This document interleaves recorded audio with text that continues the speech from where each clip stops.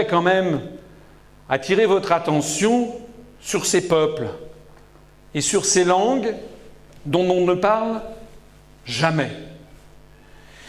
Pendant que l'on distrait l'attention des populations françaises en leur racontant les méfaits de la France du XVIIe siècle, du XVIe, on ne leur parle jamais des exactions inouïes commises par les Américains contre les populations indiennes d'Amérique du Nord.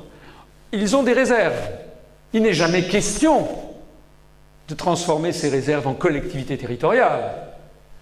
Je voudrais insister sur le fait qu'il y a 2 423 000 Indiens recensés, uniquement des gens recensés déclarés, dont 57 000 Apaches, 281 000 Cherokees, 105 000 Chippewas, 104 000 Indiens d'Amérique latine, 270 000 Navajos. C'est plus que la population de la Corse.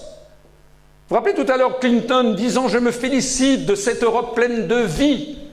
Je me félicite de voir la renaissance du Piémont ou de la Catalogne. » Mais moi, je voudrais qu'un président de la République française se rende dans une tribu Navarro et dise « Je me félicite de cette communauté pleine de vie. J'espère que vous allez pouvoir devenir une collectivité de plein droit. »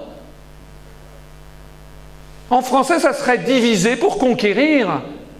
Il s'agirait de renvoyer la monnaie de la pièce. Si vous allez sur Wikipédia, qui est un très bon élément de mesure de l'influence des services secrets américains, vous trouverez par exemple une notice sur la langue navarro en français. Cette notice, elle est traduite en bretonnec, en breton.